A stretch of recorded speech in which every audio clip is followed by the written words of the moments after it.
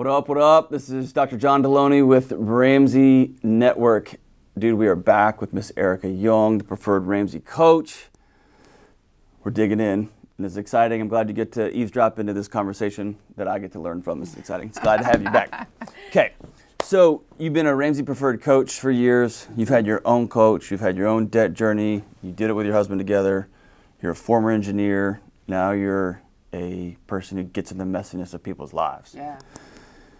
So walk me through what brings somebody to your chair and what goes through your head when you're sitting down there working with somebody. Yeah, so when people come to me, yes, like you said, at the end of their rope, when they feel like they've done all they can, the money has run out, they think that their options are limited. And my whole goal in that initial conversation is to understand what true options they have that they are not seeing.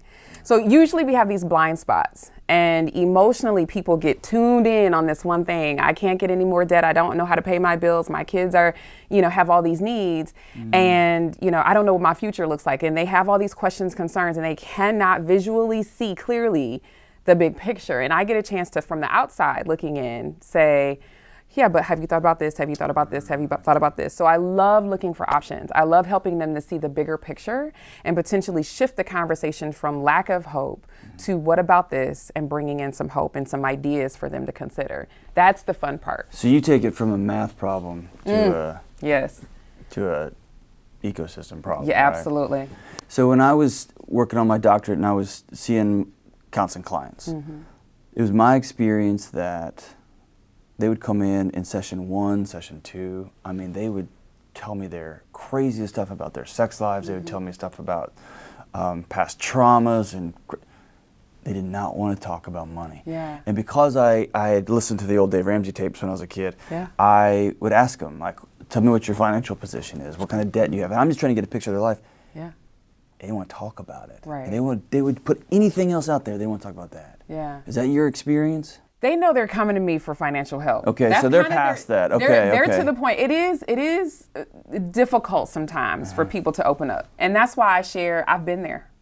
I don't hesitate to let them know that I've had issues with my money. Okay. I don't hesitate to let them know that sometimes, even today, my husband and I disagree, right? I let them know that, what phase of life we're in with our kids and what we're going through. Like, I make it real that, like, I'm a real person. Like, this is not about, being super technical and being buttoned up and all that. Like, I want them to understand that they can talk to me. So really, sometimes that initial session is about building rapport, helping them feel comfortable, breaking down walls, and finding some sweet spots in what's really going on. And sure, they'll tell me about their kids and their family, and that's where I begin, because if we can get onto some of those soft spots, it makes them open up a little bit more.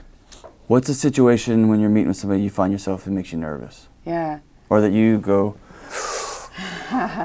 Sometimes that happens when I can already tell that they have marital issues, and that's not my area of expertise. Okay.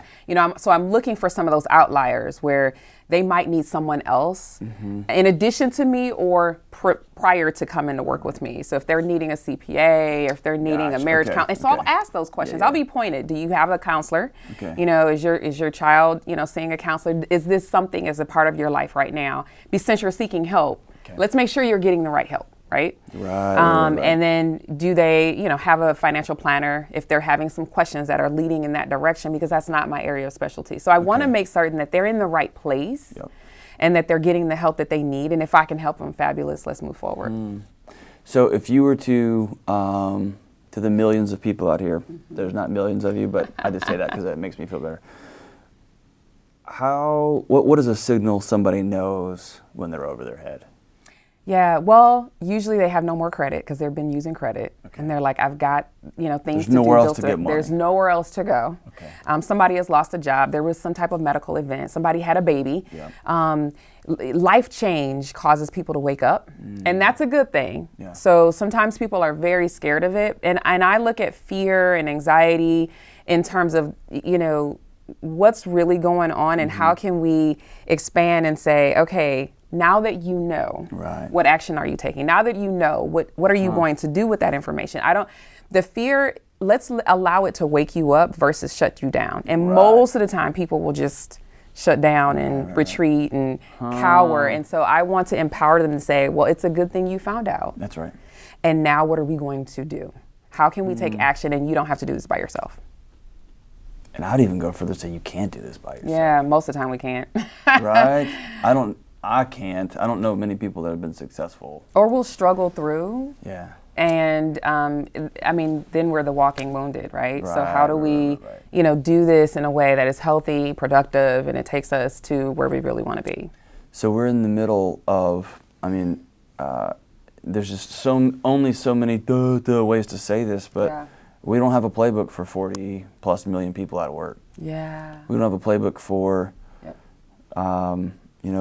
in July, the government checks that are coming are done, right? Yeah, right. And we happen to be an election cycle, right? And we don't have a playbook for this moment in history. Yeah. And you said earlier, fear, anxiety, those are often just signals that something's out of whack in your life. Sure. What have you seen over the last 30 days, 60 days, in your practice, in the hearts and minds of folks calling you? Yeah. Well, at first people were fairly optimistic and they said, well, we don't know what's really going on. I think we're going to be okay. The companies were telling them they're going to be okay. The layoffs began to come a little bit midstream. It took a couple weeks for people to realize I'm not going to be able to go back to work. Or what I'm finding now is a lot of people, they're taking pay cuts. Something has shifted with their income, even though they still have a job. Right. And I'm telling people to just be cautious a little bit because that can continue to happen for a while. That may be a season that we're in, and you need to really be on top of your budget then. You're right, we don't have a playbook. But a lot of people who already had a budget know how to use it, and they know how to flip those numbers and realize that there's a lot of things that during quarantine, you didn't utilize personal care, not a whole lot of dining out. Some people didn't have child care. Gas went extremely down. I mean, there's a lot of things that have been reduced. And if you pay attention, like entertainment, nobody could go to the movies. So there are a lot of things that came out of the budget, and you'll see that if you already had a plan.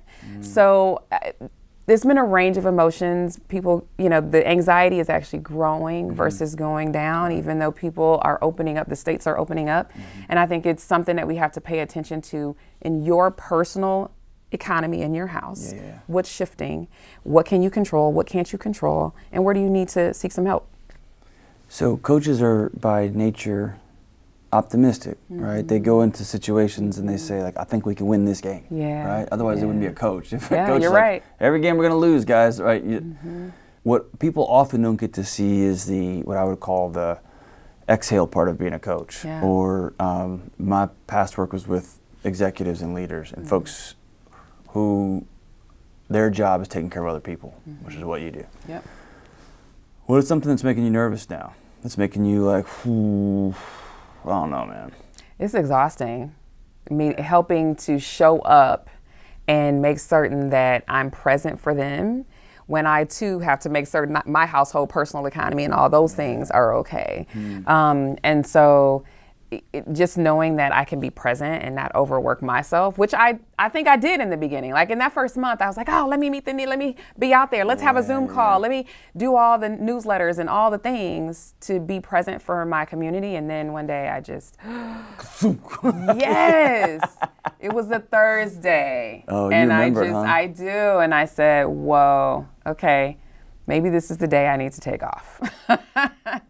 Personal self-care. Okay. Yeah. Self-care is the magic moment. This is about to get really heavy, so we'll see you next video. We're going to leave you on a cliffhanger. This is like, this is just fun for me. I always wanted to be a movie star, and it didn't work, so here we are. So, come back and see us again. Thank you so much for being here. Next video, we're going to talk about self-care, how to take care of yourself, secondary traumatic stress, and that feeling that when you're called upon to help everybody else in your community, that can weigh you down too. It's Dr. John Delony, the Ramsey Network. Subscribe, punch all the buttons in the tubes, and I will see you soon. Take care.